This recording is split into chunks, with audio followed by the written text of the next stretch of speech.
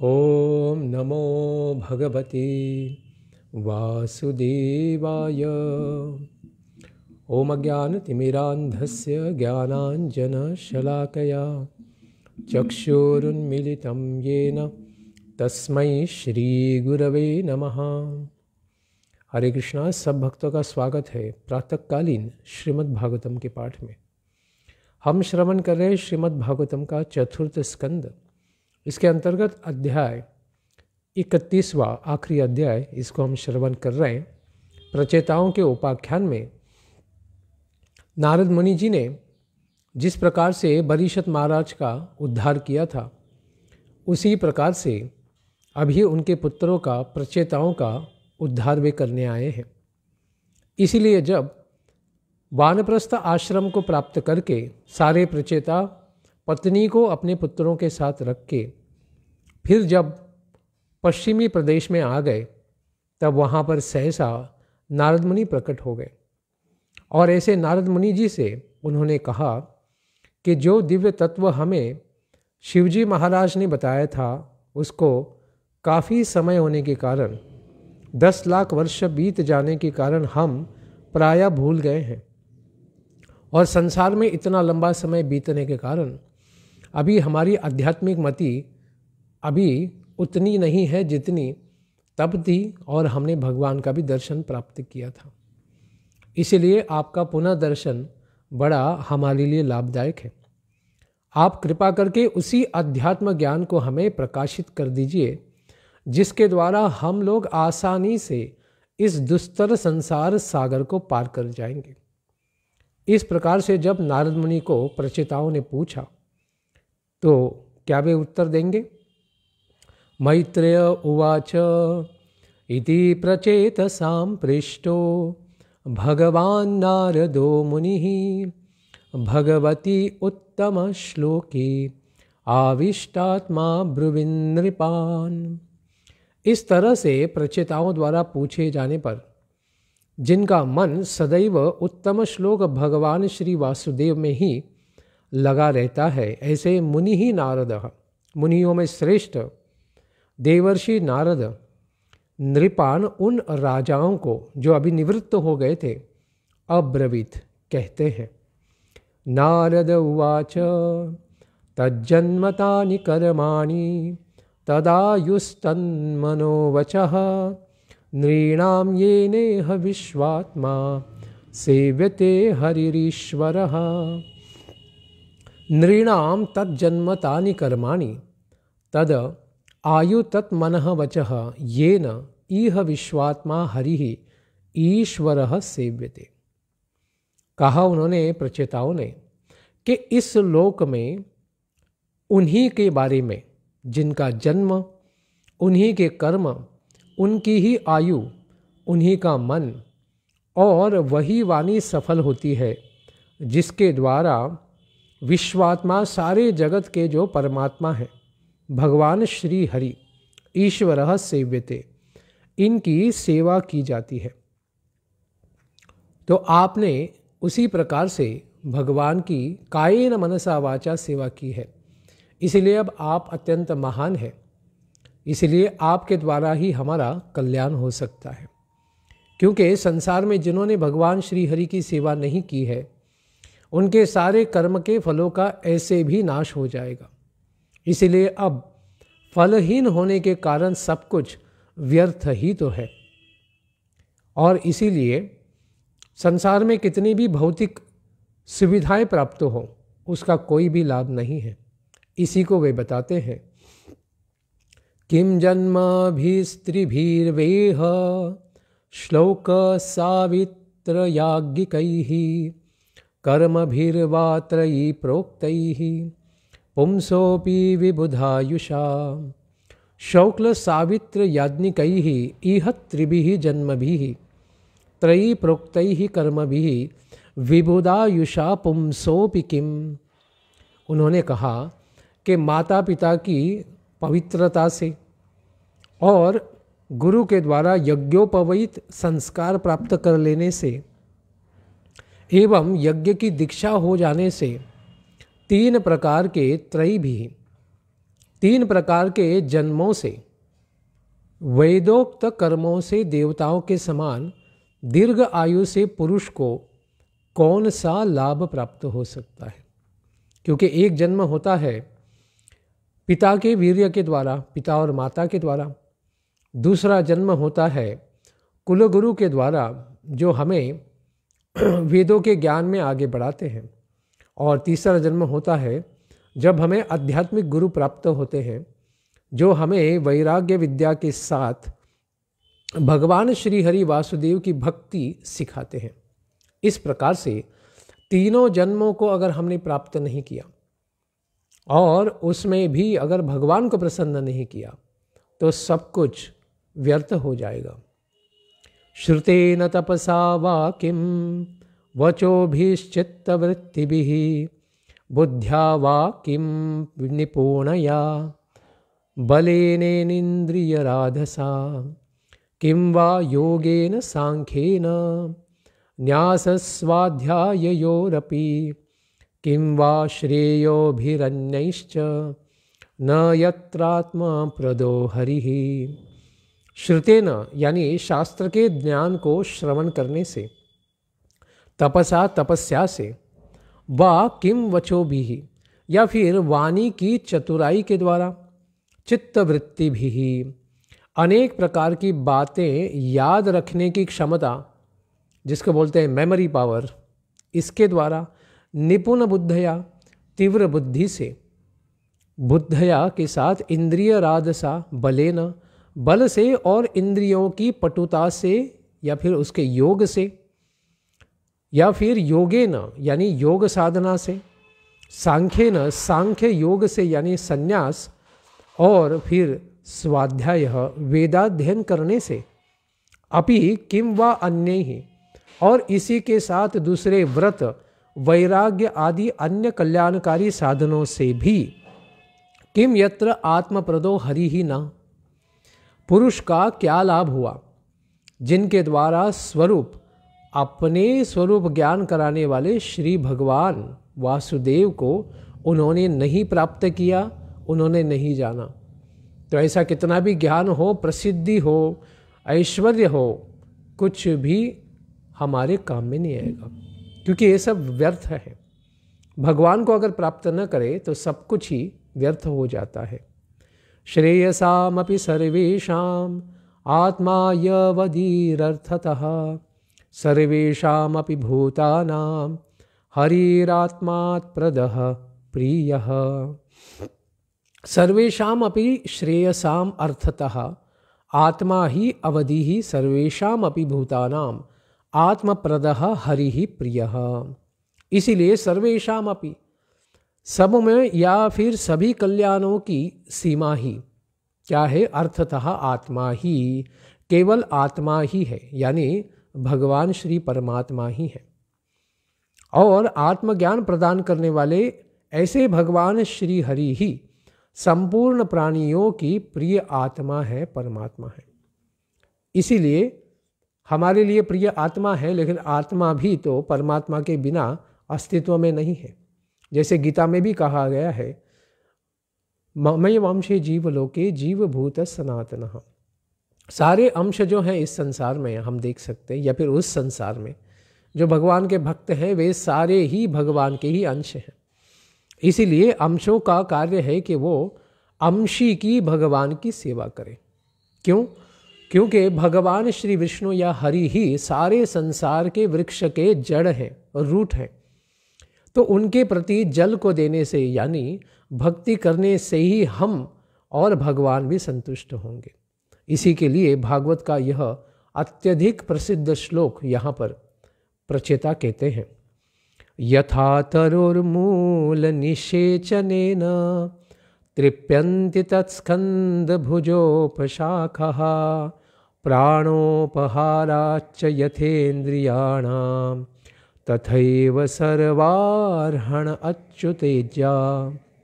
यथा जिस प्रकार से तरोह मूल निषेचनेन, एक वृक्ष की जड़ को सींचने के द्वारा, उसको जल देने से, तत्स्कंद भुजोपशाखा तृप्यन्ति, उसका तन हो, शाखा हो, उपशाखा हो, जड़ हो, या पत्ते हो, फूल हो, फल हो, सभी, या फिर उसके ऊपर रहने वाले पक्षी भी हों, वे सब का पोषण हो जाएगा। प्राणोपहाराच यथेंद्रियानाम, और उसी के तरह जिस प्रकार से हम भोजन के द्वारा सारे प्राणी तृप्त हो जाते हैं, क्योंकि उनको मुख में अन्न देने से जब पेट में चला जाता है, तो पेट क्या है, इस शरीर की जड़ है, रूट है। तो उस पेट में जब अन्न चला जाता है तो फिर उसके द्वारा सारी इंद्रिय और वो व्यक्ति भी पूरी तरह से क्या हो जाता है, हृष्ट पुष्ट हो जाता है, उसे आनंद हो जाता है। उसी की तरह तथैव अच्युतेज्या सर्वार्हणम, उसी तरह श्री भगवान वासुदेव की आराधना भक्ति करने से सबों की पूजा होती है, क्योंकि सारे देवता भी भगवान के ही अंश हैं। जैसे भगवान कहते हैं देवता मेरे क्या हैं, हाथ के जैसे हैं। और वर्णाश्रम की दृष्टि से देखें तो उनका सर ब्राह्मण है, हाथ क्षत्रिय हैं, पेट वैश्य है और पैर शूद्र है। इस प्रकार से सब प्रसन्न होंगे, सारे वर्णाश्रम के जो घटक हैं वे भी प्रसन्न होंगे, और जो वर्णाश्रम से बाहर है उनका भी कल्याण हो ही जाएगा। इस प्रकार से कितने भी प्रकार के कर्म हों, कितने भी प्रकार के देवता हों, अगर केवल हम भगवान की भक्ति करें तो हम सारे संसार का कल्याण कर देते हैं। तो यह एकमात्र ऐसी वस्तु है या कार्य है जिसको करने से, वैसे तो बहुत ही सरल वस्तु है, लेकिन इसको करने से हम सारे संसार का कल्याण कर सकते हैं। दूसरी ऐसी कोई भी वस्तु नहीं है जिसको करने से सारे संसार का कल्याण अपने आप ही सिद्ध हो सकता है। इसीलिए आवश्यकता है कि हम भगवान की भक्ति में लगे, तो हम भी प्रसन्न होंगे। ये न आत्मा सुप्रसिद्धति, इससे भगवान परमात्मा भी सुखी होंगे और हमारी आत्मा यानी हम भी सुखी हो जाएंगे और दूसरे जीव भी सुखी हो जाएंगे। इसीलिए भगवान की भक्ति करना ही परम कल्याण का एकमात्र साधन है। इसीलिए आगे और कहते हैं, यथैव सूर्यात् प्रभवन्ति वारः पुनश्च तस्मिन् प्रविशन्ति काले भूतानि भूमौ स्थिरजंगमानि तथा हरावेव गुण प्रवाहः। यथैव दूसरा उदाहरण देते हैं कि जिस प्रकार से सूर्यात् वारः प्रभवन्ति, जिस तरह से वर्षा के काल में, वर्षा ऋतु में सूर्य के ताप से ही तो पृथ्वी से, समुद्र से, नदियों से जल निकलता है। पुनश्च तस्मिन् प्रविशन्ति भूमौ, और फिर ग्रीष्म काल में सूर्य में ही प्रवेश कर जाते हैं, यानी ये सब बादल बन के ऊपर चले जाते हैं। भूमौ स्थिर जंगमानि भूतानि तथा हरौ एव गुण प्रवाहः। उसी तरह चेतना, चेतनात्मक संपूर्ण जगत, जो इस संसार में, ये सब जगत में भी चेतनामय जीव दिखते हैं, वे सब श्री भगवान जो परम चेतन है, नित्यो नित्यानाम चेतनश्चेतनानाम एको बहुनाम यो विदधाति कामान, ऐसे उपनिषदों में कहा भी गया है कि भगवान ही नित्य चेतन है और उन्हीं से नित्य चेतन जीव भी प्रकट होते हैं। इसीलिए ये सब भी कहाँ से आए हैं, भगवान से ही आए हैं। और फिर संसार का जब नाश हो जाता है तो जीवों का तो नाश होता नहीं, क्योंकि वे भी नित्य चेतन है। तो लय काल में भी वे सब भगवान श्री महाविष्णु के पेट में क्या करते हैं, आश्रय प्राप्त करते हैं। क्योंकि जब तक पुनः सृष्टि का, प्रलय के बाद पुनः सृष्टि निर्माण नहीं होगी, तब तक जीव भगवान के ही उदर में, पेट में आश्रय लेते हैं। ऐसे भगवान ही सबके कारण हैं, इसीलिए भगवान ही महान है। ये पुनः कहते हैं, एतत् पदं तज्जगदात्मनः परं सकृद् विभातं सवितुर्यथा प्रभा यथा सवो जाग्रति सुप्त शक्तयो द्रव्य क्रिया ज्ञान भिदा भ्रमात्ययः तदेतत् जगतात्मनः परम पदम यथा सकृत विभातम यथा सवितुः प्रभा यथा जागृति असवः सुप्त शक्तयः द्रव्य क्रिया ज्ञान भिदा भ्रमात्ययः। वस्तुतः भगवान ही है विश्वात्मा, सारे विश्व के आत्मा है। ऐसे श्री भगवान का वह शास्त्र प्रसिद्ध सर्वोपाधि विनिर्मुक्त स्वरूप ही है। भगवान कोई भौतिक उपाधि नहीं लेते। जिस प्रकार से हम सब जीव, ये शरीर भी एक उपाधि है। स्त्री, पुरुष और भारतीय और फिर दूसरे देश के निवासी, ये सब क्या है? उपाधियां हैं। लेकिन भगवान इन सब उपाधियों से परे हैं, मुक्त हैं, ऐसे विशुद्ध सत्वों में स्थित है। जैसे उदाहरण देते हैं, सवितुः यानी सूर्य, यथा जागृति असवहा। सूर्य और सूर्य से प्रभा तो भिन्न नहीं होती है, तथा कभी कभी दिखने वाले गंधर्व नगर के समान स्फुरित होने वाला यह जगत भगवान से भिन्न नहीं है।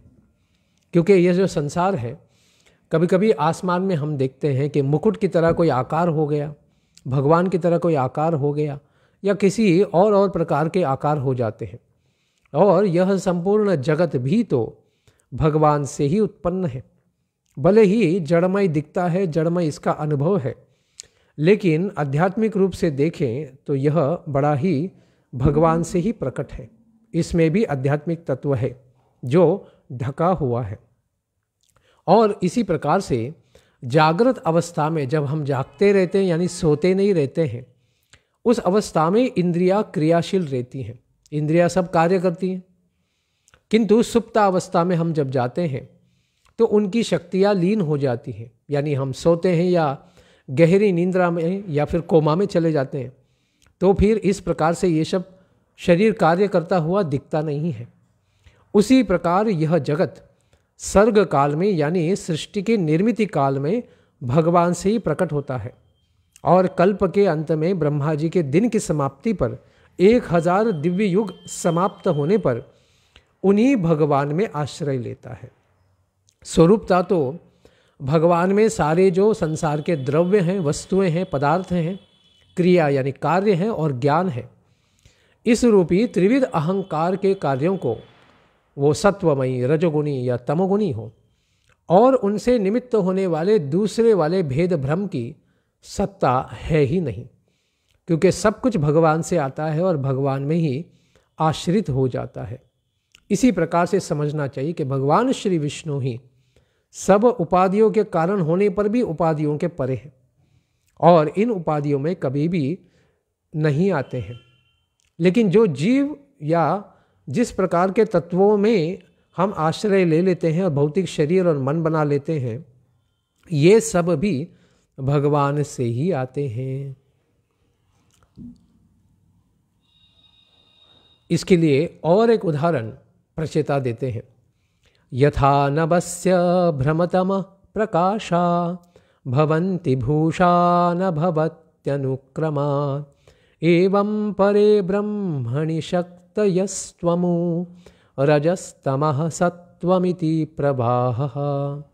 हे भूपाः, यथा नसी अभ्रम तमः प्रकाशा भवन्ति अनुक्रमात् न भवन्ति एवं परे ब्रह्मणि सत्व रजस्तमः अमुशक्तयः एवं प्रवाह प्रचलति। यहाँ पर नारद मुनि जी बता रहे हैं कि हे प्रचेताओं, हे भूपाः, भूमि के पाल रहे वे भूपाः, ऐसे प्रचेता गणों को कहते हैं कि जिस प्रकार से यथा नसी अभ्रमतमा प्रकाशा भवन्ति, आकाश से मेघ, अंधकार और प्रकाश ये प्रकट होते हैं, क्रमशः प्रकट होते हैं। आकाश में मेघों के द्वारा पहले अंधकार प्रकट होता है और फिर उसमें बिजली कड़कती है तो प्रकाश भी उत्पन्न होता है, और फिर उसी आकाश में ये बादल पता नहीं कहाँ चले जाते हैं, मानो उसमें लीन ही हो गए हो। किंतु आकाश इन सबों से लिप्त नहीं होता। आकाश में बादल आते हैं जाते हैं, लेकिन उससे आकाश उन वस्तुओं में आसक्त नहीं होता है। उसी तरह से ये सत्व, रज एवं तमसमयी जो शक्तियां हैं, भौतिक शक्तियां हैं, कभी परब्रह्म से उद्भूत होती हैं, भगवान से ही तो प्रकट होती हैं, और फिर उन परब्रह्म में ही आश्रय लेकर शांत हो जाती है। यानी भगवान श्री महाविष्णु कारण दक्षाय विष्णु में आश्रय लेती हैं। इसी तरह इन गुणों का प्रवाह चला करता है। एवं प्रवाह प्रचलति, इसी प्रकार से गुण इस संसार में प्रचलित होते हैं, घूमते रहते हैं। किंतु आकाश के समान असंग परमात्मा, जैसे आकाश बादलों से कोई संपर्क नहीं रखता है, उसी प्रकार से भगवान श्री परमात्मा भी इन तीनों से या विकारों से या इनसे उत्पन्न होने वाले विकारों से कोई भी संबंध नहीं रखते हैं। इसलिए भगवान श्री हरि असंग हैं। उनसे सब कुछ उत्पत्ति होती है और उन्हीं में सब कुछ लय होता है, लेकिन भगवान कभी भी इन विकारों का संसर्ग नहीं करते हैं। और आगे इस प्रकृति के निर्माण प्रक्रिया का और विशद वर्णन करते हैं नारद मुनि। तेनैकमात्मानमशेष देहिनां कालं प्रधानं पुरुषं परेशं स्वतेजसा ध्वस्तगुणप्रवाहम् आत्मैकभावेन भजध्वमद्धा। अशेष देहिनाम एकम आत्मानं कालम प्रधानम पुरुषम परेशम स्वतेजसा ध्वस्त गुण प्रहवाहम आत्मैक भावेन भजत्वम अद्धाम। इसीलिए तुम सब लोग संपूर्ण देही नाम, क्योंकि सब देहों में आश्रित हो इसीलिए देही नाम कह रहे हैं, तुम लोग संपूर्ण शरीरधारियों के एकमात्र आत्मा, आत्मानम एकम, क्योंकि सबके हृदय में परमात्मा तो एक ही है, आत्मा तो भिन्न भिन्न है। जगत के निमित्त कारण काल है, मुख्य कारण तो भगवान है, निमित्त कारण काल है, उपादान कारण प्रधान है जिससे प्रकृति के सारे तत्व प्राप्त होते हैं, और संपूर्ण जगत के एकमात्र नियामक केवल भगवान आत्मैक भावेन परम पुरुष ही है। अपनी तेजोमयी काल शक्ति के द्वारा ही गुणों में प्रवाह रूप प्रपंच संहार करने वाले हैं। कौन? भगवान श्री हरि को अपने से अभिन्न मानते हुए उनका भजन करो, क्योंकि भगवान के ही हम अंश हैं। तो आध्यात्मिक रूप से हम भगवान से भिन्न नहीं है, लेकिन मात्रा में हम बहुत सूक्ष्म हैं और भगवान बहुत ही महान और बड़े हैं। इसीलिए वे प्रभु हैं, विभु हैं और हम अनु हैं। इसीलिए हमारा कर्तव्य है कि हमारे परम पिता भगवान का हमें नित्य ही भजन करना चाहिए, न कि प्रकृति का या काल का, न कर्मों का। क्यों? क्योंकि ये सब इस संसार में प्रकट होते रहते हैं, अप्रकट होते रहते हैं, लेकिन भगवान तो नित्य प्रकट हैं। इसीलिए उनके ही आश्रय में हमें जाना चाहिए। कैसे है ये भगवान और हमें उनके आश्रय में क्यों जाना चाहिए, इसको नारद मुनि बताते हैं, क्योंकि उनके अंदर बहुत विशेष महान गुण है। दयया सर्वभूतेषु संतुष्ट्या येन केन वा सर्वेन्द्रियोपशान्त्या च तुष्यत्याशु जनार्दनः। जनार्दनः सर्वभूतेषु दयया येन केन वा संतुष्ट्या सर्वेन्द्रियोपशान्त्या च आशु तुष्यति। ऐसे भगवान जनार्दन सारे जनता का कल्याण करने वाले, सर्वभूतेषु दयया, सारे जीवों के ऊपर दया करते हैं, अनुकंपा करते हैं, स्नेह करते हैं, सुहृद हैं, प्रेम करते हैं। ये न केन वा संतुष्ट्या। अरे भगवान तो इतने महान है, केवल एक पत्ते के द्वारा, तुलसी के पत्ते के द्वारा प्रसन्न हो जाते हैं। उन्हें प्रसन्न करने के लिए कोई खर्चा करने की आवश्यकता नहीं है। केवल शुद्ध जल, एक सुगंधी पुष्प और तुलसी का बस पत्ता उनके चरणों पर अर्पित करने से प्रसन्न हो जाते हैं। सर्वेन्द्रियोपशांत्या, सभी इंद्रियों को उनके विषयों से हटाकर क्या करो? आशु तुष्यति। उनको वश में करने के लिए जो अत्यंत शीघ्रता से, भक्ति भाव से, प्रेम से शीघ्र प्रसन्न होने वाले हैं, उनके ही चरणों में तुम लोग आश्रय ले लो। क्यों? क्योंकि वे बड़े दयावान हैं। इसीलिए उनकी अनुकंपा को तुरंत प्राप्त करने के लिए उनके चरणों में आश्रय ले लो और समय का नाश न करो, क्योंकि पहले ही 10 लाख वर्ष चले गए हैं। इसीलिए भगवान के बारे में और विशेष रूप से बताते हैं, अपहत सकलैषणामलात्मनन्य वीरत मेधित भावनोपहूतः निज जन वशगतत्वमात्मनो यन्न सरति छिद्रवद अक्षरः सतां हि अपहत सकलैषणा मलात्मनि अविरतम एधित भावनोपहूतः निज जन वशगत्वम आत्मनः अयन न सरति छिद्रवद अक्षरः सतां हि। पुत्रैषणा वित्तैषणा आदि यानी पुत्र की इच्छा या फिर वित्त यानी पैसे की, ऐश्वर्य की इच्छा आदि समस्त प्रकार की मल यानी वासनाओं को अभी हृदय से निकालो। इनको हृदय से निकल जाने के कारण ही जिनका अंतःकरण शुद्ध हो जाएगा। अविरतम ऐसे भगवत चित्त में हमें क्या करना है, मन को लगाना है, उनके ऊपर ही ध्यान करना है। इस प्रकार से जो भगवत चित्त हो गया है, कृष्ण भावना भावित हो गया है, एदित भावनोपहूतः उन संतों के हृदय में निरंतर बढ़ते हुए भगवत चिंतन के द्वारा ही खींच कर अविनाशी भगवान श्री आ जाते हैं। निज जन वशगत्वम आत्मनः भगवान जो सबके हृदय में परमात्मा रूप है, अपने निज जन अपने प्रियजनों के भजन के द्वारा, उनके प्रेम के द्वारा, स्नेह के द्वारा, प्रीति के द्वारा गत्वम जो आवेशित हो जाते हैं, आकर्षित हो जाते हैं, वे क्या करते हैं, तुरंत ही खींच कर आ जाते हैं, उनके भक्ति भाव से, प्रेम से आकर्षित हो जाते हैं। और फिर अपनी भक्त ऐसे अपने जो दिव्य भक्त हैं उनकी पराधीनता के स्वभाव के चरितार्थ करते हुए हृदय आकाश की भांति वहाँ से नहीं निकल पाते। कहते हैं आएंगे भगवान तो फिर वापस चले भी जाएंगे, कहते हैं नहीं, अयन न सरति छिद्रवद अक्षरः सतां हि।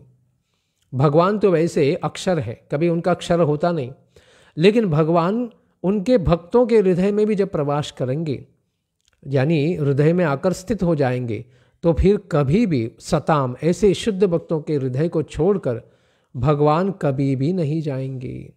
इसलिए भगवान कहते भी हैं और नारद मुनि से ही कहते हैं, दूसरे प्रसंग में कहते हैं कि योगी नाम अपि हृदय शाम मदगतेनांतरात्मना, कि मैं उस परम श्रेष्ठ योगी के हृदय में ही रहता हूँ। ये तो गीता का वचन है कि मैं हृदय में रहता हूँ, किसके, जो परिपूर्ण रूपे ने मेरे समाधि में लग गया है, मेरा शुद्ध भक्त बन चुका है।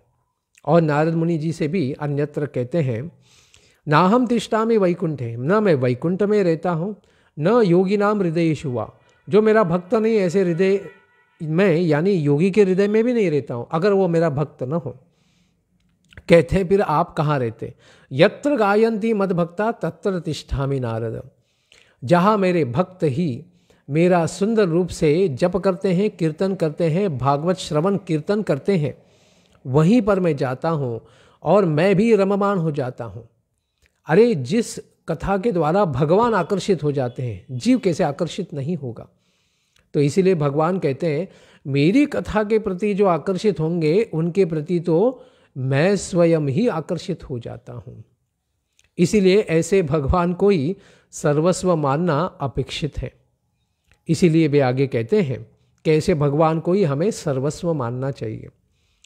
न भजति को मनीषाम च इज्जाम हरिरदनात्म धन प्रियो रसज्ञः श्रुत धन कोल कर्मणाम मदर्ये वेदधति पापमकिंचनेषु सत्सु। अधन आत्म धन प्रियो, कितना सुंदर है। श्री भगवान हरि कैसे हैं कि इनको ही सर्वस्व मानने वाले जो निर्धन पुरुष हैं, जो भौतिक संसार से उनके पास कोई ऐश्वर्य नहीं, बड़ी संपत्ति मान प्रतिष्ठा भी न हो, निर्धन हो, उन्हें कोई ज़्यादा पहचानता भी नहीं हो, लेकिन अगर वे भगवान के भक्त हैं तो भगवान ही उनके धन है और वे भगवान से ही प्रेम करते हैं, भगवान ही उनसे प्रेम करते हैं। और जो रसज्ञ हैं, भगवान की भक्ति में ही रस लेते हैं, ऐसे परम रसज्ञ हैं, क्योंकि भागवती कथा में, भागवत की कथा में ही वे आनंद लेते हैं। श्रुत धनकूल कर्मणाम मदई, और वे अनन्याश्रय भक्ति में कितना रस उनको है, इस बात को वे लोग जानते हैं, इसलिए उनको रसज्ञ कहा है। जो लोग लेकिन अपने ही शास्त्र ज्ञान, धन, कुल एवं कर्मों के मद से ही उसी में मान करके बैठते हैं, मत्त हो जाते हैं, अकिंचनेषु सत्सु पापम विदधति, अकिंचन साधु पुरुषों का तिरस्कार करते हैं कि देखो एक ऐसे भिकारी भिकमंगे हैं, ये वो हरि के नाम से तिलक लगाया है, गले में कंठी पहने और फोकट का भीख मांग मांग के खाते हैं। इस प्रकार से साधुओं का द्वेष करते हैं, तिरस्कार करते हैं, उनके ऊपर थूकते हैं। तो ऐसे बुद्धू लोग जो दुर्बुद्धि हैं, कुमनीषाम, कुमनीषीनाम, ऐसे जो दुर्बुद्धि, जिनकी बुद्धि भ्रष्ट हो चुकी है, इनकी पूजा को भगवान कभी भी इज्जाम स न भजती, कभी भी स्वीकार नहीं करते हैं। इसी प्रकार से पूजा करने का प्रयास किया था दुर्योधन ने, बड़े बड़े 56 भोग बनाए थे, लेकिन भगवान ने उसको, आसुर की सेवा भगवान नहीं स्वीकार करते। और विदुर जी के घर जाकर केले के छिलके विदुरानी के हाथ से बिना देखे ही खा लिया। इसीलिए कहा भी गया है, दुर्योधन को भोग न खायो, साग विदुर घर पाई, सबसे ऊंची प्रेम सगाई। तो भगवान तो केवल प्रेम के भूखे हैं, और किसी चीज़ को किस चीज़ के द्वारा वे कभी आकर्षित, मोहित नहीं हो सकते। वे केवल अपने भक्त की भक्ति के द्वारा, प्रेम के द्वारा ही आकर्षित होते हैं। इसीलिए ऐसे भगवान, जो आप लोग सारे संसार का धन ऐश्वर्य छोड़कर भगवान श्री हरि के चरणों में आश्रय लेने के लिए आए हैं, आप अत्यंत महान हैं। तो ऐसे भगवान ही आपके धन है, जो आप अभी निर्धन हैं। लेकिन आपने भगवान के धन, यानी सारे संसार के धन को प्राप्त कर लिया है, तो आप अभी निर्धन नहीं हैं, आप सबसे बड़े धनवान बन चुके हों। इसीलिए ऐसे भगवान, इनकी सेवा के लिए तो कौन कौन लालायित है, इसको नारद मुनि जी कहते हैं, श्रियम अनुचरतिम तदर्थिनश्च, द्विपद पतिन विबुधांश्च यत् स्वपूर्णः, न भजति निज भृत्यवर्गतंत्रः, कथम अमूमद विसृजेत पुमान कृतज्ञः। यत् स्वपूर्णः, जो अपने आप में ही पूर्णानंद है, उनको किसी और वस्तु की अपेक्षा नहीं है आनंदी होने के लिए। ऐसे यत् स्वपूर्णः अनुचरन्तीम श्रियम तदर्थिनश्च, द्विपदपतिम विबुधाम च न भजति। इस प्रकार श्री भगवान, जो स्वरूपानंद से ही परिपूर्ण है, वे सदैव ही अपनी सेवा करने वाली जो लक्ष्मी जी है, श्रियम, राजा जो हैं, तथा देवों की भी कभी परवाह नहीं करते कि ये लोग मेरी सेवा नहीं करेंगे तो मेरा क्या होगा। इस प्रकार से वे कभी सोचते नहीं हैं। इसका च न भजति, इसका कभी विचार नहीं करते, इसका भजन नहीं करते। निज भृत्य वर्ग तंत्रहा, वे तो केवल अपने भक्तों के ही परतंत्र रहते हैं। जैसे भक्त कहते हैं, गोरा कुंभार के घर में जाकर भगवान तो पानी भरते हैं और सारे भक्तों की सेवा में लग जाते हैं। कृतज्ञ, इस प्रकार से भगवान के बारे में, ऐसे श्री भगवान को कौन ऐसा कृतज्ञ पुरुष होगा जो उनके द्वारा किए गए सारे उनके उपकार हैं, सेवाएं हैं सब जीवों के प्रति, इनको भूल जाएगा। पुमान कथम अमुम उद विसृजेत, इसीलिए ऐसे भगवान को थोड़ी सी भी देर के लिए कोई छोड़ देगा, जो हमें हवा पानी से लेकर हर एक वस्तु दे रहे हैं। सरकार उसके ऊपर टैक्स लगा रही है, लेकिन आप आज भी जंगल में जाए, हिमालय में जाए तो सब कुछ फ्री में मिल रहा है। अनंत पानी, अनंत हवा, शुद्ध ऑक्सीजन सब मिल रहा है। लेकिन यहाँ पर अभी ऑक्सीजन के सिलेंडर भी बना बना के हजारों रुपए को मिल रहे हैं। तो भगवान ने प्रकृति के द्वारा सब कुछ तो मुबलक मात्रा में सब कुछ हमें स्वस्थ दर में नहीं तो बिना मूल्य फ्री में दिया है। ऐसे भगवान अत्यंत महान है, इन्हीं का हमें क्या करना चाहिए, आश्रय लेना चाहिए। इस प्रकार से जब नारद मुनि जी ने प्रचेताओं को कहा तो फिर उन्होंने क्या किया। मैत्रेय ऋषि कहते हैं, मैत्रेय उवाच इति प्रचेतसो राजन् अन्याश्च भगवत् कथः श्रावयित्वा ब्रह्मलोकं ययो स्वयंभुवो मुनिः। हे राजन यानी हे विदुर जी, इति प्रचेतसः अन्याश्च भगवत कथाः श्रावयित्वा स्वयंभुव मुनि ब्रह्मलोकम ययौ। इस प्रकार से प्रचेताओं को और भी भगवत संबंधी कथाओं को सुनाकर, यानी केवल बस भगवान की शरण में जाइए इतना कहकर नारद मुनि आगे नहीं बढ़े, उनको बहुत सारी कथाओं को, भागवत को श्रवण कराया, उनके कानों को पूरा अमृतमयी कथा के द्वारा तृप्त कराया। इस प्रकार से सुनाकर ब्रह्मा जी के पुत्र नारद जी फिर ब्रह्मलोक चले गए। इनका कल्याण करके आगे सेवा देने के लिए नारद मुनि जी पुनः अपने पिता महाराज ब्रह्मा जी के सत्यलोक को, ब्रह्मलोक को चले गए। उसके बाद प्रचेताओं ने क्या किया? इतना अच्छा उपदेश प्राप्त करने के बाद क्या किया? तेपि तन्मुख निर्यातम यशो लोक मलापहम हरेर निशम्य तत्पादम ध्यायन्तस्तद्गतिं ययुः। ते अपि तन्मुख निर्यातम हरेः लोक मलापहम यशो निशम्य तत्पदम ध्यायन्तः तद्गतिं ययुः।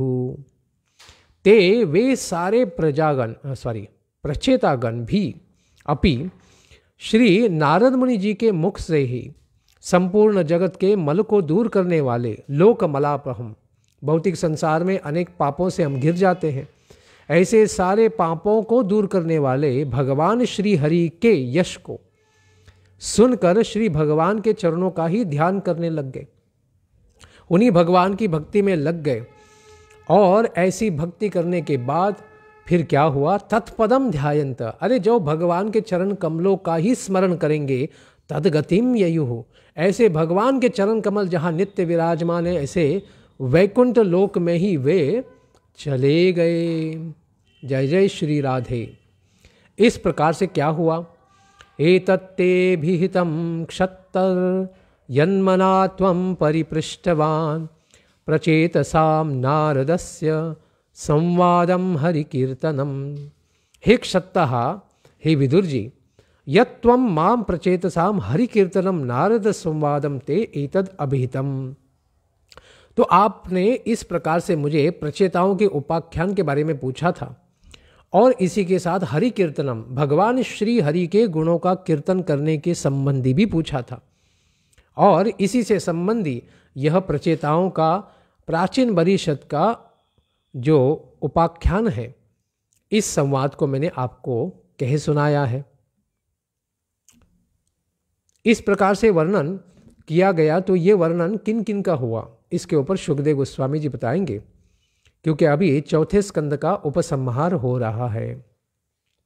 श्री शुक उवाच य एष उत्तानपदो मानवस्यानुवर्णितः वंशः प्रियव्रतस्यापि निबोध नृपसत्तमा। एष मानवस्य उत्तानपदः यः एषः वंशः अनुवर्णितः नृपसत्तमा प्रियव्रतस्यापि निबोध। राजवर्य यानी राजाओं में श्रेष्ठ परीक्षित महाराज, यहाँ तक स्वयंभू मनु के वंश का मैंने वर्णन किया, जो ब्रह्मा जी के पहले घटिका में उत्पन्न हुए सबसे छोटे पुत्र हैं ब्रह्मा जी के, उनके वंश का मैंने वर्णन किया है। य एष वंशः अनुवर्णितः। अब आप प्रिय व्रत के भी वंश का वर्णन सुने। तो स्वयंभू मनु के दो पुत्र रहे, उत्तानपाद और प्रियव्रत। तो उसमें से उत्तानपाद के द्वारा ध्रुव महाराज और फिर ध्रुव महाराज के बाद आए हुए ये प्राचीन परिषद और प्रचेता, ये सारा मनुवंश का वृत्तांत जो उत्तानपाद के द्वारा विस्तार हुआ है उसका वर्णन किया गया है। अभी उन्हीं स्वयंभू मनु के दूसरे पुत्र रहे प्रियव्रत महाराज, इनके वंश का भी वर्णन आप श्रवण करें। यो नारदादात्म विद्याम अधिगम्य पुनर्महिम भुक्त्वा विभज्य पुत्रेभ्य ऐश्वरम समगात्पदम यह नारदात आत्मविद्याम अधिगम्य पुनः महिम भुक्त्वा पुत्रेभ्यः विभज्य ऐश्वर्यम पदम समगात। जो राजा प्रियव्रत नारद जी से आत्मज्ञान का उपदेश प्राप्त करके फिर राज्य का भोग किए, यहाँ पर भी नारद मुनि है, क्योंकि संसार में जितना भी प्रचार हुआ है वह सारा प्रचार, भागवत धर्म का प्रचार नारद मुनि ने ही किया है। तो प्रियव्रत महाराज को भी, जैसे उत्तानपाद को भी प्रचार नारद मुनि ने किया, ध्रुव को भी नारद मुनि ने किया, बरीशत को भी नारद मुनि ने किया, प्रचेताओं को भी नारद मुनि ने ही किया। उसी प्रकार से स्वयंभू महाराज के दूसरे पुत्र प्रियव्रत महाराज का भी उद्धार किन्होंने किया? नारद मुनि ने ही किया। इस प्रकार से उनको राज्य के भोग भी प्राप्त कराए और अंत में इस संपूर्ण पृथ्वी को अपने पुत्रों में वे बांटकर भगवान श्री हरि वासुदेव के परम धाम को चले गए हैं। ईमां तु कौशार विनोपवर्णितां क्षत्ता निशम्या जितवाद सत्कथां प्रवृद्ध भावो श्रुकलाकुलो मुनेर दधार मूर्धा चरणम हृदा हरेः।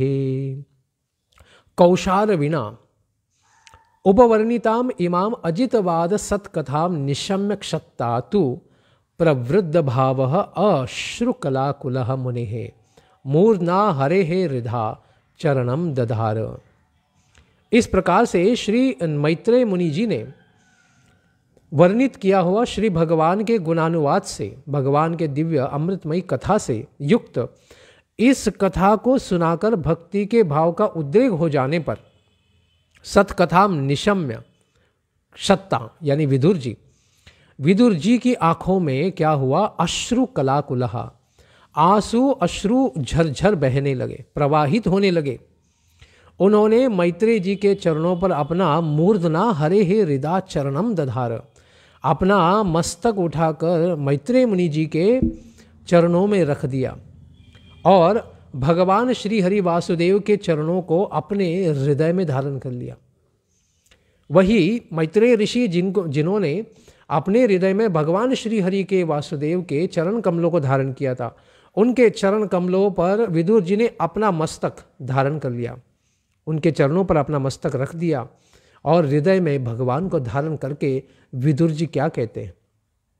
विदुर उवाच सोयमद्य महायोगिन भवता करुणात्मना दर्शितस्तमसः पारो यत्रा किंचन गोहरिः। हे महायोगिन, भक्ति योग में बड़े बड़े चढ़े भगवान का साक्षात्कार प्राप्त किए हुए हे महायोगी मैत्रेय ऋषि, करुणामय हैं आप। करुणात्मना भवता सोयम अद्य, आज के दिन अभी के इस अवसर में आपने मुझे पूरे अज्ञान सागर से तमसाह पारो, मुझे पूरी तरह तमोगुण के अविद्या कर्म से आपने पार करा दिया है। दर्शिता यत्र अकिंचन गणाः हरिः, आपने अकिंचनों के जो वित्त हैं, गरीबों के निर्धनों के जो परम धन हैं, ऐसे भगवान श्री हरि जो उनके हृदय में विराजमान हमेशा रहते हैं, ऐसे भगवान श्री हरि को ही मानो आपने मुझे प्राप्त करा दिया है। इसीलिए शुकदेव गोस्वामी आगे कहते हैं कि क्या हुआ, विदुर जी ने जब अपना मस्तक ही मैत्रेय ऋषि के चरणों पर रख दिया तो क्या हुआ? श्री शुक उवाच इत्यानम्य तमामन्त्र्य विदुरो गजसावयं स्वानां दिदृक्षुः प्रययौ ज्ञातिनां निर्वृताशयः। इति आनम्य तम आमन्त्र्य निर्वृताशयः विदुरः स्वानां दिदृक्षुः गजसहवयं प्रययौ। इस तरह से मैत्रेय जी की बातों को सुनकर विदुर जी ने मैत्रेय जी को प्रणाम किया, गदगद वाणी से, गदगद वचनों से साश्रु उन्होंने प्रणाम किया और उनसे फिर आज्ञा प्राप्त की। इस प्रकार से शांत चित्त वे अपने बंधुओं को देखने के लिए और उनका कल्याण करने के लिए हस्तिनापुर में गए, जहाँ पर उनका बड़ा भाई धृतराष्ट्र सारे ऐसे ही कर्मकांडीय जाल में और पाप कर्मों में घिरा हुआ था, जैसे बरीशत महाराज जुड़ गए थे। जिस प्रकार से नारद मुनि जी ने बरीशत महाराज का संसार से कल्याण करा के उद्धार कराया, उसी प्रकार का कल्याण करने के लिए प्रेरित होकर प्रचार की भावना को दृढ़ करके विदुर जी निकले हैं हस्तिनापुर पुनः, जहाँ पर जाकर वे अपने बड़े भाई और भाभी यानी धृतराष्ट्र और गांधारी का उद्धार करेंगे, जिस कथा को हम पहले ही श्रीमद् भागवतम के पहले स्कंद में श्रवण कर चुके हैं। वे दोनों तो भक्त नहीं बने, लेकिन योग क्रिया के द्वारा उन्होंने भौतिक संसार से पार ही करा दिया, क्योंकि उनके अंतर्गत बहुत सारा अज्ञान और पाप तब भी छुपा था, क्योंकि पूर्णतः वे लोग भक्त नहीं बने थे। इस प्रकार से भगवान की दिव्य कथा श्रवण करना अत्यंत आवश्यक है। इसी को वे कहते हैं, एतद्यः शृणुयाद राजन राज्ञां हर्यर्पितात्मनां आयुर्धनं यशः स्वस्ति गतिम ऐश्वर्यमाप्नुयात्। राजन, हर्यर्पितात्मनां राज्ञां एतद् यः शृणुयाद आयुः धनं गतिम स्वस्ति ऐश्वर्यम आपनुयात्। राजन, परीक्षित महाराज, जो पुरुष भगवान श्री हरि वासुदेव के शरणागत इन राजाओं के दिव्य चरित्र को यह शृणुयात बड़े ध्यान देकर श्रवण करता है, सुनता है, धनम गतिम स्वस्ति आयु, उन्हें क्या लाभ प्राप्त होता है, तो यह फलश्रुति बता रहे हैं इस दिव्य चतुर्थ स्कंद श्रवण करने की, कि उसकी आयु, उसके लिए धन और गतिम सदगति तथा ऐश्वर्यम सारी संपत्ति आपनुयात, वह इस संसार में भी प्राप्त करेगा और भगवान के दिव्य धाम में जाकर भी वहाँ तो वैकुंठ का ऐश्वर्य भी उसे भगवान के साथ साथ प्राप्त हो जाएगा। तो इतना महान है श्रीमद् भागवतम में वर्णित प्रियव्रत महाराज और उनसे उत्पन्न सब राजाओं का दिव्य चरित्र सुनना। इसीलिए इन सब को श्रीमद् भागवतम पुराण, जो सारे 18 पुराणों में सर्वश्रेष्ठ है, महान है, अमल पुराण है, ऐसे पुराणानाम ब्रह्म संहितम, इस दिव्य उपाख्यान को, इन सब कथाओं को भागवत में रखा गया है, जिनका हमने बड़े ध्यानपूर्वक चतुर्थ स्कंद का विवरण कह सुनाया है और आपने भी इसको ध्यानपूर्वक श्रवण किया है। तो आपका भी कल्याण इसी प्रकार से प्राप्त हो जाएगा काल के प्रभाव में, अगर आप पूरी भागवत इसी प्रकार से सुने। सामान्य व्यक्ति के लिए श्रीमद् भागवतम पूरी तरह जब 4 बार श्रवण करेंगे तब पूरी भागवत समझ में आएगी। लेकिन परीक्षित महाराज बड़े महान थे, भागवतोत्तम थे, एक बार ही भागवत श्रवण करने से भगवान में उनकी रति हो गई, गति हो गई, भगवत धाम चले गए। इस प्रकार से ये सब इतने महान लोग थे, एक बार ही भगवत तत्व समझने के बाद उनको समर्पित हो गए। लेकिन सामान्य जन को तो कम से कम 4 बार भागवत श्रवण करने के बाद ही सब कुछ समझ में आएगा। तो जो भी हो, हमने चतुर्थ स्कंद को यहाँ पर संपूर्ण किया है। भगवान श्री श्री राधा श्याम सुंदर की कृपा से, आचार्यों की कृपा से, और यहाँ पर खास करके श्री श्री श्रीधर स्वामी पाद की टीकाओं के साथ हमने इसको पूर्ण किया है। तो कल के सत्र में हम 5वें स्कंद को, यानी स्वयंभू मनु के दूसरे पुत्र प्रियव्रत महाराज की कथा को श्रवण करना आरंभ करेंगे। धन्यवाद। हरे कृष्णा। ग्रंथराज श्री श्रीमद् भागवतम की जय। प्रियव्रत के अनुवंश के कथा की जय। चतुर्थ स्कंद के महाकथा की जय। श्रीपाद श्रीधर स्वामी पाद की जय। सारे आचार्यगण की जय। चारे वैष्णव आचार्यगण की जय। चारों संप्रदाय की जय। मैत्रेय ऋषि की जय। विदुर जी की जय। भगवान श्री सुखदेव महाराज की जय। परीक्षित महाराज की जय। सारे वैष्णव वृंद की जय। निताय गौर प्रेमानंदे। हरि हरि बोल। जय जय श्री राधे श्याम।